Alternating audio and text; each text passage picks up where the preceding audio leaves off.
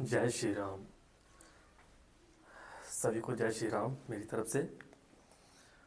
थोड़े Indian constitution के बारे में पढ़ लेते हैं, ठीक है। उससे पहले जय श्री राम, जय हनुमान। श्री रामचंद्र चरणों मनसा समरामी, श्री रामचंद्र चरणों वजसा गृणामी, श्री रामचंद्र चरणों शिरसा नमामि, श्री रामचंद्र चरणों शरणम प्रपद्ये। यानी कि श्री रामचंद्र जी का मैं मन से वचन से सिर झुका के प्रणाम करता हूँ। श्री रामचंद्र जी की शरण में मैं अपने आप को लाने की कोशिश करता हूँ। जी, जहाँ पे इस लाइन का अर्थ निकला, जय श्री राम। तो देखो, जैसे कि हम बात करें 26 जनवरी की, 26 जनवरी को इसमें हम थोड़ा स्टैटिक और थोड़ा करंट यानी कि current affair plus static portion को पढ़ने की कोशिश करेंगे। यानी करंट अफेयर में अभी इस बार चीफ गेस्ट कौन रहे हैं, करंट अफेयर की बात करें इस बार हम अभी किस किस को कौन कौन से अवार्ड मिले हुए हैं, ठीक है। और जहाँ पे इंडियन कॉन्स्टिट्यूशन की बात करें, कब इम्प्लीमेंट हुआ, कब कब आया, कौन कौन इसमें पर्सनालिटी की थोड़े बारे में हम पढ़ेंगे। तो थोड़ा डिटेल में चीज़ें मैं भी बोलूँगा जितना भी याद, यानी कि थोड़े एग्जाम के रिलेटेड चीज़ें इंपॉर्टेंट है। कहीं ना कहीं एग्जाम में कोई क्वेश्चन इसमें से निकले भी हैं और बन भी सकते हैं। करंट और बैक स्टैटिक है, उसको हम किस तरह से कनेक्ट कर सकते हैं, ये बहुत ज़रूरी है। तो जैसे कि आपको देखने को मिलता है कि 26 जन की बात करें, जहां बात करें 15 अगस्त की बात करें, दोनों एक यूनिक डेटे हैं। दोनों क्या है, एक यूनिक डेटे हैं। तो इंडिया और पाकिस्तान की बात करें, जहाँ पे जो बॉर्डर पे जो फोर्स दिखती है बीएसएफ यानी कि बॉर्डर सिक्योरिटी फोर्स देखने को मिलती है। दोनों आप एक दूसरे के आमने सामने क्या करते हैं, एक हाई एनर्जी को जहाँ पे एक्सप्रेस करते हैं, हाई एनर्जी। तो एक बड़ी ज़्यादा एनर्जी इनकी देखने को मिलती है यहाँ पे। तो इससे पहले एक बीट सेरेमनी होती है, वो आपने ध्यान रखना है। वो होती है 25 जन को। 25 जन को जो बीट सेरेमनी देखने को मिलती है, इसमें होता क्या है, दोनों देशों की तरफ से अटारी बागा बॉर्डर, अटारी बागा बॉर्डर बीटिंग ट्रीटिंग सेरेमनी देखने को मिलती है। क्लियर, ये आपने जहाँ पे थोड़ा ध्यान रखना है। करंट चीज़ों पे जाने से पहले मैं आपको थोड़ा सा उसका स्टैटिक बता देता हूँ। वो स्टैटिक क्या क्या चीज़ें इंपॉर्टेंट है। मेकिंग ऑफ इंडियन कॉन्स्टिट्यूशन जिसको हम कहते हैं। तो दिसंबर 1946 की बात करें, फर्स्ट जो मीटिंग है कॉन्स्टिट्यूएंट असेंबली की, ये देखने को मिली हमें कब, डेटें याद रखनी है, 9 दिसंबर 1946। हमारे कॉन्स्टिट्यूशन को बने हुए आपसे कोई पूछे कितना टाइम हो गया, 2 साल 11 मंथ और 18 दिन हो गया हमारे कॉन्स्टिट्यूशन को बने हुए। ओरिजिनली जो हमारा कॉन्स्टिट्यूशन है ये एक हैंड रिटन कॉन्स्टिट्यूशन है। हैंड रिटन जाके कि अपने हाथों से लिखा हुआ, अपने हाथों से। और आज भी ये दिल्ली में पार्लियामेंट की लाइब्रेरी में हेलियम फिल्ड गैस के अंदर इसको रखा गया है। हेलियम फिल्ड गैस के अंदर इसको रखा गया है, पार्लियामेंट के अंदर पूरा एक अपरेटस के अंदर इसको रखा गया है। तो हैंड रिटन जो इंडियन कॉन्स्टिट्यूशन है, आपसे पूछे जी लिखा किसने, किसके द्वारा लिखा गया है ये, तो ये लिखा गया प्रेम बिहारी, ये लिखा गया प्रेम बिहारी नारायण रायजादा, प्रेम बिहारी नारायण रायजादा, इनके द्वारा लिखा गया है। और इंडियन कॉन्स्टिट्यूशन का जो ओवरऑल बेसिक स्ट्रक्चर है, ये कहाँ से हमने, यानी कि किसके ऊपर बेस्ड है, गवर्नमेंट ऑफ इंडिया एक्ट 1935। इससे कहा जाता है कि 75% इंडियन कॉन्स्टिट्यूशन हमने लिए गया है। उसके बाद हमारे कॉन्स्टिट्यूशन की बात करें, वर्ल्ड का लेंथीएस्ट कॉन्स्टिट्यूशन है। ऐसा नहीं है, बड़ी सारी चीजें हमने वहां से कॉपी तो की हैं, बट उनकी पूरी ऐसे बोल सकते हो रैन से छानबीन करके पूरा हमने उसको जहाँ पे इम्प्लीमेंट किया हुआ है। वर्ल्ड का लेंथीएस्ट कॉन्स्टिट्यूशन है, जहाँ पे हमारे जहाँ पे federal system with unitary feature देखने को मिलते हैं, यानी कि सेंटर और स्टेट के पास क्या है, अपनी एक अलग अलग पावर देखने को मिलती है। और पार्लियामेंट्री फॉर्म ऑफ गवर्नमेंट की ऐसा अमेरिका में नहीं है। अमेरिका में कोई पूछे कौन सी है, जहां पे प्रेसिडेंशियल फॉर्म गवर्नमेंट की देखने को मिलती है, बट हमारे कौन सी है, पार्लियामेंट फॉर्म है गवर्नमेंट की। जब इनको बेसिक चीजें पढ़ते हैं देखते हैं तो बड़ा थोड़ा डिटेल में बताते हैं कि पार्लियामेंट्री का मीनिंग क्या है, लेंथीएस्ट कॉन्स्टिट्यूशन क्यों है, क्यों कहते हैं, federal system with unitary feature जो मैंने बोले ये क्यों कहा जाता है, ये कभी लेक्चर चल रहा हो तो तब हम इसको डिस्कस करते हैं। अभी तक बहुत ज़्यादा अमेंडमेंट हो चुकी हैं। आपसे कोई पूछे कौन कौन सी अमेंडमेंट अभी तक कौन हो चुकी हैं, तो कुछ जो लेटेस्ट अमेंडमेंट है वो भी आपको पता होना चाहिए। जैसे कि 99th अमेंडमेंट सभी ने कुछ पढ़ी होगी, जो इस वीडियो को देख रहे हैं उनको पता होगा कि क्या है। 99th अमेंडमेंट थी नेशनल जुडिशियल अपॉइंटमेंट कमीशन के ऊपर ये अमेंडमेंट हुई थी। जो 100 अमेंडमेंट थी ये थी लैंड एग्रीमेंट किसके बीच, इंडिया और बांग्लादेश के बीच, जी इसके ऊपर अमेंडमेंट। 101 जो थी ये जीएसटी, ठीक है, जो जीएसटी गुड सर्विस टैक्स जो इम्प्लीमेंट हुआ था उसके ऊपर अमेंडमेंट हुई थी 101 में। और 102 जो था ये एक नेशनल कमीशन बनाया गया था बैकवर्ड क्लासेस के लिए, किसके लिए, बैकवर्ड क्लासेस के लिए। और अमेंडमेंट 103 जो था ये था इकोनॉमिकली वीकर सेक्शन से जो बिलोंग करते थे ना लोग, उनके लिए ये अमेंडमेंट क्रिएट किया गया। उसके बाद 104 अमेंडमेंट जो था ये रिजर्वेशन एसटी एससी और जो इनको थोड़ा एक्सटेंड किया गया था। वट एंग्लो इंडियन के लिए जो सीटें रिजर्व होती थी उनको रिमूव किया, ठीक है जी। 104 अमेंडमेंट देखने को मिला। 105वां अमेंडमेंट क्या था, बैकवर्ड कम्युनिटी को रिस्टोर करने के लिए स्टेट को पावर दी गई थी कि उनको आइडेंटिफाई करो बैकवर्ड कम्युनिटी के लिए। और लास्ट अमेंडमेंट जो था, लेटेस्ट अमेंडमेंट और लास्ट अमेंडमेंट जो अभी हुआ है वो 106 वाला अमेंडमेंट हुआ है। आप बोलोगे 106 अमेंडमेंट क्या कहता है, आपको ही पता होगा। ये कहता है 33% जो रिजर्वेशन है ये वुमेन के लिए है, जो सिर्फ 15 साल के लिए ही है, अभी 15 साल के लिए है 33% रिजर्वेशन। बट अभी तक इसको इम्प्लीमेंट नहीं किया गया, कहा जा रहा है कि आने वाले टाइम पे इसको इम्प्लीमेंट कर देंगे। ये रिजर्वेशन सिर्फ 15 साल के लिए 33% रिजर्वेशन वुमेन के लिए, ये ध्यान रखना। लास्ट अमेंडमेंट ये हुआ है। तो कॉन्स्टिट्यूशन के बारे में मैंने आपको बताया, इतनी सी चीजें आपने ध्यान रखनी है। तो और 26 नवंबर 1949 में ये हमारा कॉन्स्टिट्यूशन असेंबली के द्वारा इसको एक डे है वो अडॉप्ट किया गया था, ठीक है। What that came into force जो आज हम सेलिब्रेट करते हैं, जो अभी 26 जन हुई है। तो ये जो आपका कॉन्स्टिट्यूशन यानी कि पूरा बना था, यानी कि क्वेश्चन पेपर में अगर आए when it came into force 26 जन 1950, तब आपने 26 नवंबर नहीं बोलना है। तो ये जो डिसीजन ये गया था ना, कॉन्स्टिट्यूशन डे जो है ये 26 नवंबर को हम सेलिब्रेट करते हैं। ये कब से सेलिब्रेट होना स्टार्ट हुआ, तो ये आपने ध्यान रखना है, ministry of social justice and empowerment, फिर सुनो, ministry of social justice and empowerment November 2015 से ये जहां पे गवर्नमेंट ऑफ इंडिया के थ्रू डिसीजन के थ्रू बोला गया कि हम इसको सेलिब्रेट करेंगे एज अ कॉन्स्टिट्यूशन डे।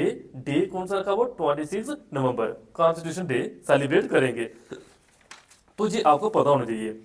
देखो शुरुआत में तो ये बोला गया कि कॉन्स्टिट्यूशन असेंबली जो देखने को मिली 1934 में, बोला गया कि इस तरह की कोई असेंबली होनी चाहिए जिस तरह हम धीरे धीरे मूव ऑन करके स्टेप बाय स्टेप अपने कॉन्स्टिट्यूशन को बनाने में या बनने में हेल्प मिले। 1934 में इसका किसी ने आइडिया दिया था। वो आइडिया किसने दिया था, जीवी एनडीए और सीडीएस के लिए एक इंपॉर्टेंट क्वेश्चन रहता है। एम.एन. रॉय के द्वारा जी एक आइडिया दिया गया था, एम.एन. रॉय के द्वारा एक आइडिया दिया गया था। Under the cabinet mission plan फिर इलेक्शन देखने को मिली, ठीक है, कॉन्स्टिट्यूएंट असेंबली की। उसके बाद ड्राफ्टिंग कमेटी बनाई गई।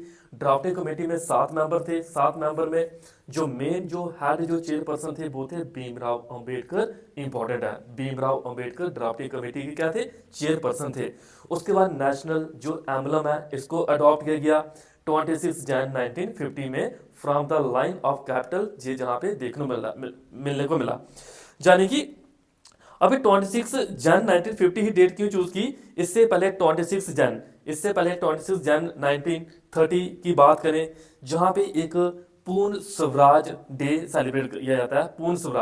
पूर्ण स्वराज में क्या किया, ये डिक्लेयर कर दिया गया कि जो पूरी तरह से कॉन्स्टिट्यूशन जो हम इंप्लीमेंट करेंगे, जो केम इनटू फोर्स में आएगा, यानी कि सपोज करो किसी ने प्रीलिम दिया, उसका मेन का उसका रिजल्ट को सेलिब्रेट करना ना, पहले वो एग्जाम देगा फिर सेलिब्रेट करेंगे।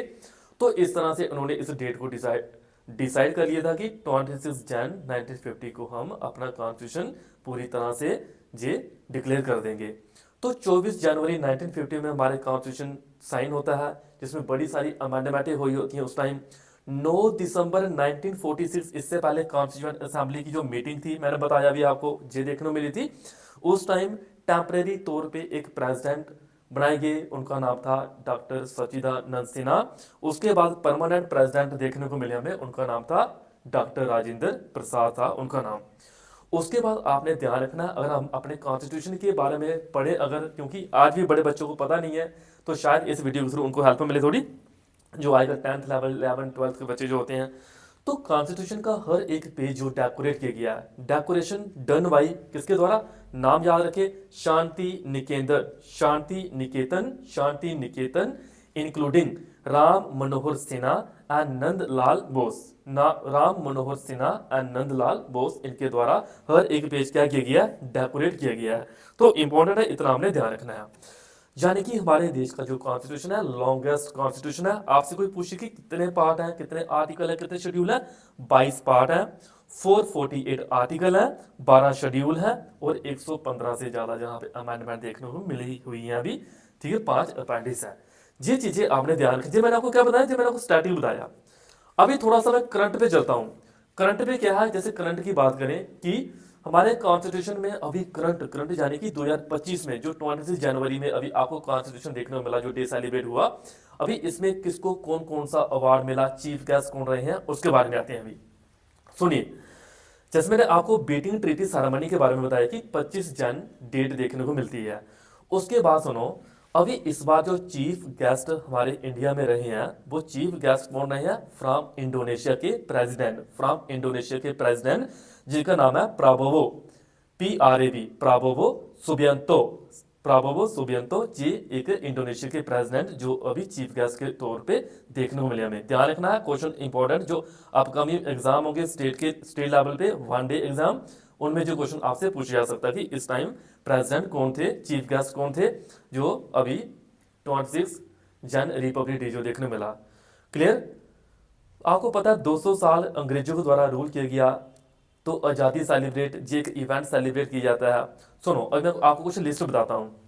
1950 से रिपब्लिक डे सेलिब्रेशन पे कुछ जहाँ पे मेन जो पर्सनालिटी होती है उनको क्या करते हैं, इनवाइट करते हैं, ताकि हमारे इंडिया के उन देशों के साथ एक अच्छे रिलेशन बन सकें।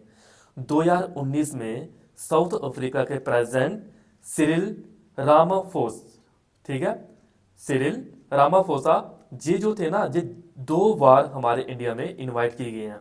2020 में ब्राजील के प्रेसिडेंट, उनका नाम क्या है, बोल सोनारो, ये 3 बार, जैर बोल सोनारो 3 बार हमारे इंडिया में आए हुए हैं। 2021-22 की बात करें, कोई भी चीफ गेस्ट देखने को नहीं मिला। रीजन बिहाइंड दिस, कोविड-19 चल रहा था। 2023 में इजिप्ट के प्रेसिडेंट, इनका नाम है अब्देल फतेह, ठीक है, LCC, अब्दुल फतेह LCC, ये इजिप्ट के प्रेसिडेंट 2023 में देखने को मिले। ठीक है, आउट ऑफ कंट्री के जो प्रेसिडेंट है उनका नाम ही थोड़े अजीब अजीब ही रहेंगे, फिर इंडियन तो है नहीं। 2024 में जो रिपब्लिक डे देखने को मिला, जो फ्रांस के प्रेसिडेंट थे उनका नाम है इमैनुअल मैक्रॉन। क्या नाम है, इमैनुअल मैक्रॉन उनका नाम है। वो 6 बार अब तक हमारे देश में चीफ गेस्ट के तौर पे देखने को मिले हैं, 6 बार। बाकी 2025 की बात करें, वो तो मैंने आपको बता ही दिया कि कौन, इंडोनेशिया के प्रेसिडेंट प्राबोवो सुबियांतो जी अभी देखने को मिले हैं as a chief guest. Clear? इतना सा आपको पता होना चाहिए, जी करंट यानी कि अप टू डेट में आपको चीजें बता रहा हूँ। आपको पता कि इंडोनेशिया अभी जो चीफ गेस्ट रहे हैं, यही क्वेश्चन यूपीएससी में मेंस में पूछा जाएगा। इधर से रिलेशन पूछ लेते हैं कि करंट चीजों को कनेक्ट कर लेते हैं। इंडोनेशिया के बारे में पढ़ लेते हैं थोड़ा सा भी। इंडोनेशिया क्या है, एक मुस्लिम कंट्री है। मुस्लिम कंट्री होने के बावजूद भी वहां पे आज भी जो कंट्री का कल्चर है ना, वो महाभारत और रामायण के ऊपर बेस्ड है। महाभारत और किसके ऊपर, रामायण के ऊपर ये बेस्ड है जी। एक इंडियन ओशन के साथ इसके लिंक है। उसके बाद आपसे कोई और पूछूं मैं, सबसे ज्यादा हमारे देश में जो चीफ गेस्ट है ना, एशिया से 36 चीफ गेस्ट हमारे देश में आए हुए हैं। यूरोप से कितने, 25 बार चीफ गेस्ट आए हुए हैं। तो हमारे इंडिया के तौर से एक लुक ईस्ट पॉलिसी भी बनाई गई थी। उन्होंने बाकी वालों को फोकस नहीं किया, उनको पता है बाकी वालों ने, अंग्रेजों ने हमारे ऊपर बहुत ज्यादा रूल किया हुआ है, तो तभी उन्होंने लुक ईस्ट पॉलिसी। बट हमारे देश के जो प्राइम मिनिस्टर नरेंद्र मोदी जी हैं, उनके द्वारा लुक ईस्ट पॉलिसी को किसमें कन्वर्ट, उन्होंने कहा that it become act east policy, act east policy ये बोला गया। कल्चर को देखते हुए, मुस्लिम भी ज्यादा वहां पे, तभी इंडियन कल्चर को देखते हुए नॉन अलाइनमेंट मूवमेंट भी एक ग्रुप बनाया गया था, यानी कि हम किसी के साथ नहीं मिलेंगे, जे भी जहां पे इंडिया के थ्रू बनाया गया था। थोड़ा स्ट्रैटेजिक वे के थ्रू अगर देखें हमारे इंडिया के कनेक्शन, 2018 की बात करें, हमारे देश के प्राइम मिनिस्टर नरेंद्र मोदी जी जब जकार्ता गए थे तब इन्होंने इंडियन ओशियन और पैसिफिक ओशियन को किस तरह से कनेक्ट करेंगे, इसकी किस तरह से कनेक्टिविटी बढ़ेगी, ये इन्होंने बात की थी। 2024 में फिर दोनों कंट्री के थ्रू इंडोनेशिया और इंडिया की G20 समिट के ऊपर इकोनॉमिक सिक्योरिटी कोऑपरेशन के ऊपर ध्यान दिया।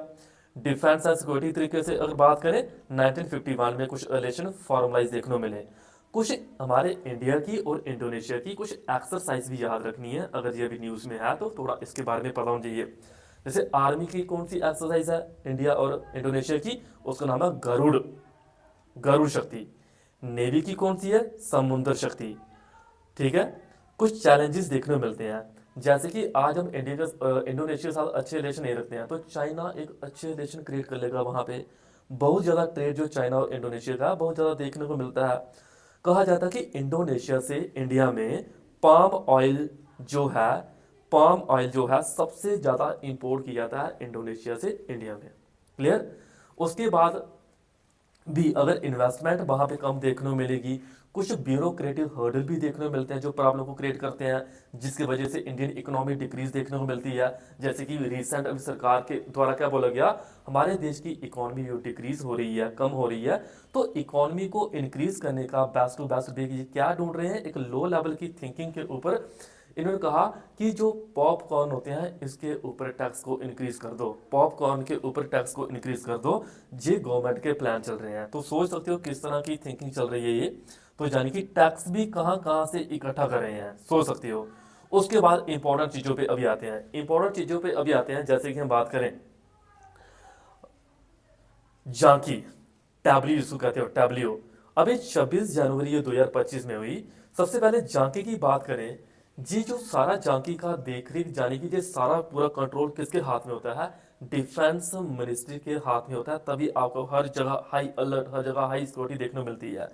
जी का रोटेशन प्लान होता है 3 साल का, यानी कि 3-3 साल का होता है, जिसके थ्रू ये कल्चरल डाइवर्सिटी, हेरिटेज, हर चीजों को जहाँ पे प्रस्तुत कर सकते हैं। जी अभी कर्तव्य पथ, पहले जिसका नाम क्या था, राजपथ। ये रिप्रेजेंट करता है ग्रेटर इक्विटी और रिप्रेजेंटेशन किसके लिए, स्टेट और यूटी के लिए, यानी कि एक आइकॉनिक नेशनल इवेंट सेलिब्रेशन देखने को मिलती है, आइकॉनिक इवेंट सेलिब्रेशन। इंडोनेशिया की बात करें, आइलैंड कंट्री है, ठीक है, इसमें पैसिफिक ओशियन, इंडियन ओशियन। जी जो कौन है इंडोनेशिया, इसमें आपसे कोई पूछे टोटल आइलैंड कितने हैं, 17,000 तो आइलैंड है, ठीक है, जिसमें कुछ इंक्लूड सुमात्रा, जावा, सुलावेसी, जिपाटा, बोर्नोई के, न्यू गाइनिया के।